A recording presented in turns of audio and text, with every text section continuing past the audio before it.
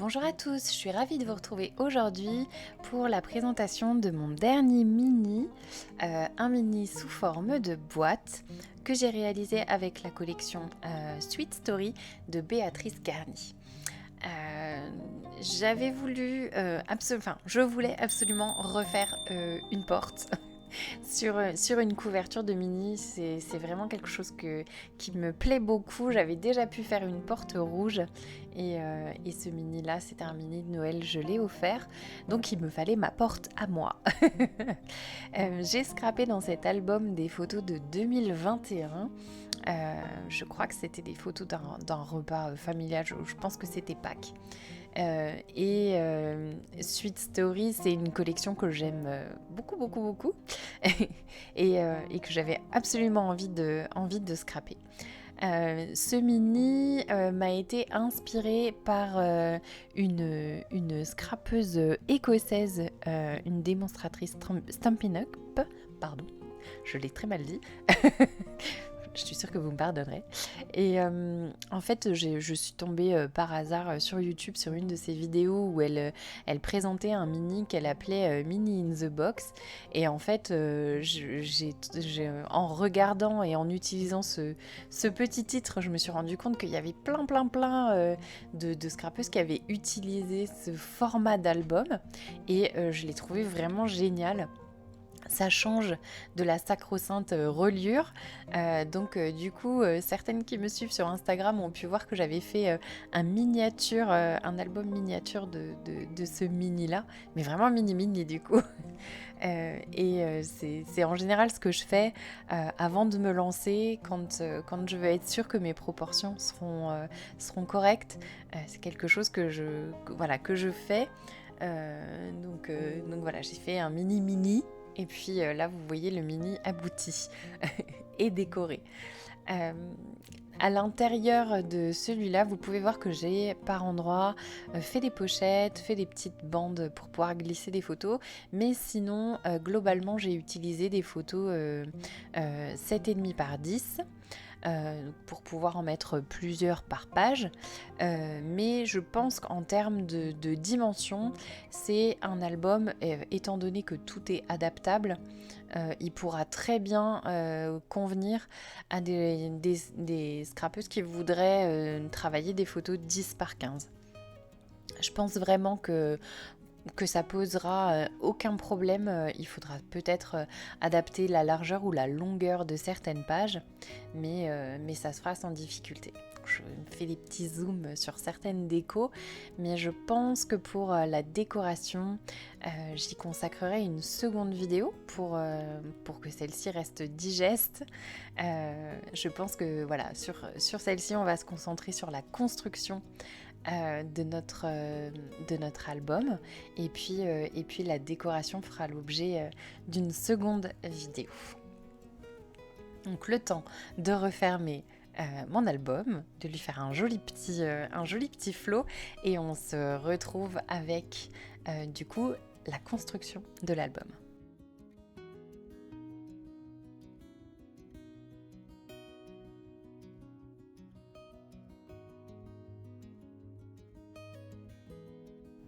Donc le voilà, ce fameux miniature. Donc vous voyez, sur lequel j'ai dessiné. Alors il y a des pages qui sont à l'envers parce que finalement j'ai décidé de le prendre dans l'autre sens. Mais voilà, j'ai dessiné mes places photos, grosso modo, des petites décos par-ci par-là. J'ai fait un produit en croix pour pouvoir adapter mes mesures au mieux. Et puis voilà, c'est vraiment ce tout petit m'a permis d'être sûre de mes proportions. Donc ici, je vous liste le matériel, mais pas d'inquiétude, c'est des mesures que vous pourrez retrouver en barre de description. Donc j'ai utilisé pour ça donc 7 feuilles A4 du papier aquarelle de chez Action, que je ne vous recommande absolument pas pour de l'aquarelle, mais il fait très bien le job pour du papier très épais, du 300 grammes. Et en fait, on va venir coller chaque aileron sur notre base que vous venez de voir. Donc je vous remets les dimensions à l'écran de chacun de ces petits volets qui seront nos interactions, qui seront nos pages finalement. Donc à chaque fois, il y en a une en haut, en bas, à gauche, à droite. Voilà, en fonction de l'ordre d'ouverture, de ce dont vous avez envie, de ce dont vous avez besoin. Vous pouvez faire comme là, un tout petit volet ou quelque chose de bien plus grand. Il peut s'adapter à vos photos, à vos envies, vraiment, ça reste très modulable.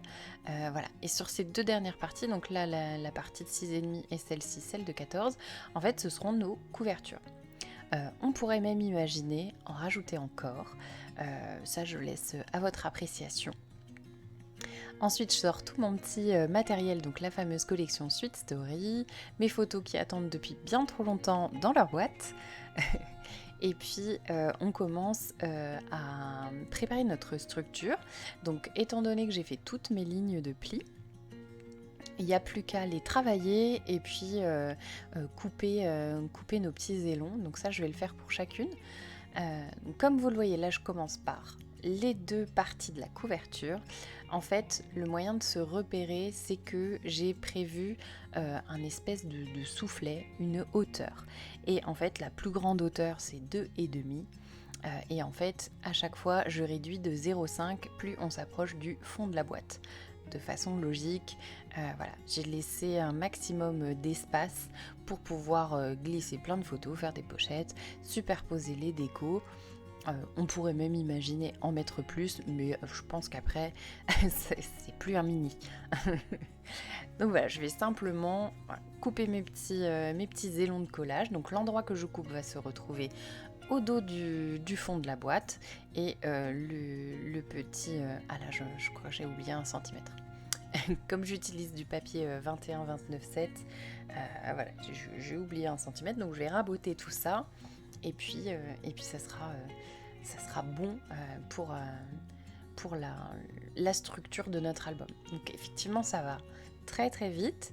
C'est vraiment pas quelque chose qui nécessite du matériel ou quoi que ce soit. Il faut juste être un tout petit peu logique, avoir à chaque fois ces petits soufflets là d'une même hauteur. Et puis réduire de 0,5 plus on va vers le fond de la boîte, et puis s'organiser pour qu'une fois il s'ouvre vers le haut, une fois ça s'ouvre vers la gauche ou la droite en fait. Donc là je vais commencer le collage par les parties les plus proches de la boîte, donc celles qui ont des petits soufflets de 1 cm. Donc ceux-là, c'est deux qui s'ouvrent, un vers le haut, l'autre vers le bas. Voilà, je les positionne, je m'assure d'être bien alignée. Ça va être la partie un peu fastidieuse, je dirais, sauf si on déteste la découpe. mais voilà, il faut être bien aligné, il faut y aller doucement, parce qu'après il va y avoir effectivement des épaisseurs de papier sur lesquelles il va falloir se positionner à chaque fois, recouper. Enfin, bien se positionner, replier, machin. Il y a un peu de manipulation, mais je pense que ça en vaut la chandelle. Donc une fois qu'on a collé vers le haut, vers le bas, notre seconde interaction, celle qui a un petit soufflet de 1,5 cm, vient se positionner une fois sur la gauche et une fois sur la droite. Donc là, toujours pareil, je crois que j'avais prévu 2 pages qui ont la même largeur, elles font 13 cm toutes les deux. Donc vous voyez qu'on est à 13 cm sur 20 qui vont rester à décorer. Donc on a largement la place de mettre des photos 10 par 15. Donc là, je referme, je vérifie que tout fonctionne bien, que ça me plaît, que c'est ok. Parce que même si je me suis fait une petite préparation, je veux être sûre que ça fonctionne. Donc on passe après à nos petits volets qui ont un petit soufflet de 2 cm. Puisque vous l'aurez compris, les 1,5 que je vous notais, c'est notre élan de collage à chaque fois. Donc là, je colle le bas, puis je viens recoller le haut et ainsi de suite. Je suis désolée pour le zoom sur mes cheveux gris. Voilà, je vérifie que ça marche. Bon après, c'est vraiment pas C'est vraiment pas compliqué, comme je vous dis, c'est un petit peu fastidieux. Moi j'ai de la chance, j'accélère la vidéo, mais ça m'a pris une bonne heure je pense, de tout couper, de tout coller, d'être sûre de moi. Voilà, c'est toujours le plus compliqué entre guillemets, voilà, d'être sûr que ça fonctionne. Donc là on voit le petit espace qu'il y a. Petit à petit, cet espace entre guillemets va grandir. C'est simplement, ça sera très pratique pour après mettre nos épaisseurs de papier qui décoreront l'album. Et là, on finit par coller du coup les parties qui seront nos couvertures. Donc on pourrait tout à fait, comme je vous disais, imaginer faire des petits volets en plus, si c'est nécessaire, franchement. Je vois pas ce qui pourrait nous en empêcher. De même que moi, j'ai choisi d'avoir un album qui est en format portrait. On pourrait tout à fait imaginer le détourner dans une version paysage.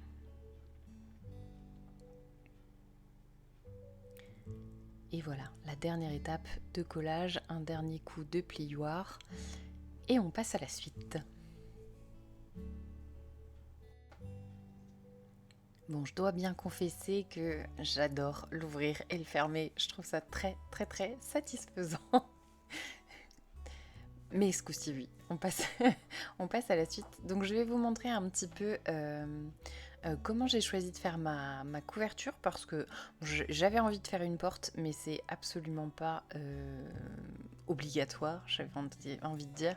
Enfin, dans le scrap, vous savez que absolument rien n'est obligatoire, mais je me dis que pour cet album, il faut quand même penser à rigidifier un petit peu tout ce qui va être le fond de notre boîte entre guillemets d'album, et du coup cette couverture, pour qu'elle pèse un petit peu simplement sur l'avant et que tout se tienne bien. Donc moi je vais choisir d'utiliser du carton de céréales. D'ailleurs, je remercie mes neveux pour la quantité astronomique de ces choses qu'ils peuvent manger et qui me sont très utiles à moi à récupérer et à recycler. Je sais pas comment ils font pour manger ces machins là, mais bon, enfin bref, ça c'est un autre débat. Donc j'utilise ma colle scotch, mais vous verrez qu'après je vais tout faire avec la nouveau, donc y a aucun... Enfin, on fait comme on veut, avec la colle qu'on veut, avec la colle qu'on a, on s'en fiche du moment que ça fonctionne. Ensuite, étant donné que c'est pas un carton qui est très très épais, je vais pas m'amuser. J'avais sorti mon petit bidule là pour marquer les plis, marquer mes lignes, mais je vais préférer le faire avec le plioir, et vous avez vu dans le sens dans lequel je le fais. L'avantage, c'est qu'il n'y a aucun risque de corner ni mon papier ni mon carton, étant donné qu'il est quand même très fin. Je voulais pas m'aventurer dans un truc qui soit dangereux pour le papier. Donc je vais faire là une couverture classique. Je coupe mes coins comme vous avez vu avec mon petit outil. Et puis je vais venir couvrir vraiment mon petit carton. Alors à refaire, je pense que, enfin je sais pas si je doublerai peut-être quand même le carton de céréales, parce que pour moi je trouve que c'est quand même un petit peu souple. En plus, j'ai fait l'erreur de pas le prendre dans le sens, vous savez, le carton a un sens dans lequel il plie, dans lequel il cède, enfin je sais pas comment dire, il y a une résistance particulière en fonction du sens dans lequel on plie, et je pense que je l'ai pas choisi enfin je l'ai pas coupé dans le bon sens. Du coup, je me retrouve avec, après séchage, quand même un papier qui n'est pas totalement droit, même si je l'ai fait sécher avec du poids dessus. Donc ça, c'est un truc qui m'embête un petit peu. Voilà, mon carton est comme un peu racorni, comme ça ressort un peu aux angles. Bon, après, honnêtement, je suis tatillonne et je peste contre moi-même, parce que c'est des choses que je sais et que je ne fais pas et que je ne vérifie pas. Donc je vous le dis, ne faites pas comme moi. Faites attention à bien être dans le bon sens de votre carton. Bon, là, je vire le boudin de colle que j'ai laissé partout.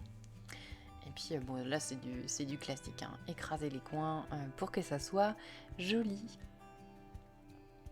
Donc là, je vais le laisser sécher avec un maximum de poids dessus et en fait, c'est là-dessus que je vais venir fabriquer la petite porte. Mais avant ça, il va falloir qu'on consolide un petit peu le fond de notre boîte parce que du coup, il y a plusieurs épaisseurs de petits ailons de collage.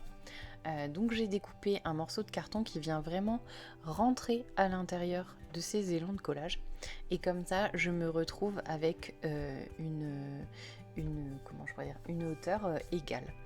Avant de venir cacher le fond, je vais venir faire des petits renforts en papier sur les bords de l'album. Finalement, c'est les endroits qui seront le plus sollicités pour l'ouverture, je pense. Donc du coup, c'est vrai que j'ai voulu le renforcer un petit peu. Je me suis laissé 1 cm de collage de chaque côté. J'ai préparé mes lignes de plis au préalable pour pas que ça vienne forcer, pour que ça reste souple quand même. D'ailleurs, si c'est quelque chose que vous envisagez de faire, je vous conseille vraiment de préparer vos lignes de plis avant. Ça facilite grandement le travail, franchement. Et là, j'ai voulu optimiser une chute et je me suis laissé un petit rebord de 0,5. Pareil, fausse bonne idée. Du coup, ça résiste un peu, quoi. Je pense que je manque un peu de force. Voilà, j'ai un peu peur que le débord soit trop court. Donc voilà, je me suis laissé 1 cm de chaque côté, plus mes 2,5 de soufflet là. Voilà, parce que c'est quelque chose qui marche bien. Et ensuite, on vient simplement cacher le fond de notre boîte.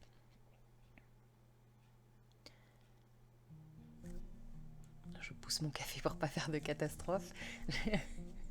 Je pense que j'ai un chéri qui a dû me l'amener entre-temps. Vous voyez, j'ai laissé légèrement trop peu. 0,5, c'est vraiment trop peu. Et donc avant de venir coller ma porte ou la décorer, s'ensuit une très longue, comment je pourrais dire, interrogation sur ficelle, pas de ficelle, corde de suédine, tresse en corde. J'ai très très longuement hésité pour la fermeture de cet album. Et puis finalement, j'ai rien choisi. Je me suis dit décore ton album et tu verras à la fin. Et finalement j'ai opté pour la mousseline de soie, mais définitivement la mousseline de soie a ma préférence pour tous les projets, même celui-là qui aurait pu avoir un petit côté un peu plus comment je pourrais dire, un peu plus brut, un peu plus nature et où la corde aurait pu tout à fait bien fonctionner. J'étais pas sûre de moi et du coup je suis allée vers une valeur sûre plutôt. Donc là je vais placer la petite attache parisienne qui va me servir de bouton de porte et au début vous voyez je pensais enfiler cette jolie corde un peu travaillée, un peu dentelle. Mais finalement, je me rends vite compte que ça va s'abîmer, que ma suédine est trop épaisse, du coup que la corde que j'ai prévue à côté tressée n'ira pas non plus. Et c'est là que je me suis dit, après de longues hésitations, je me suis dit, on va laisser tomber, on va passer à la déco. Et du coup, je vous donne rendez-vous dans une partie 2 qui sera consacrée à la décoration. En attendant, je vous remercie d'avoir regardé cette vidéo. Je vous invite à vous regarder éventuellement les autres qui sont en suggestion, à vous abonner, à mettre un petit pouce bleu parce que ça aide beaucoup la chaîne en termes de visibilité. Et moi, je vous dis à très vite.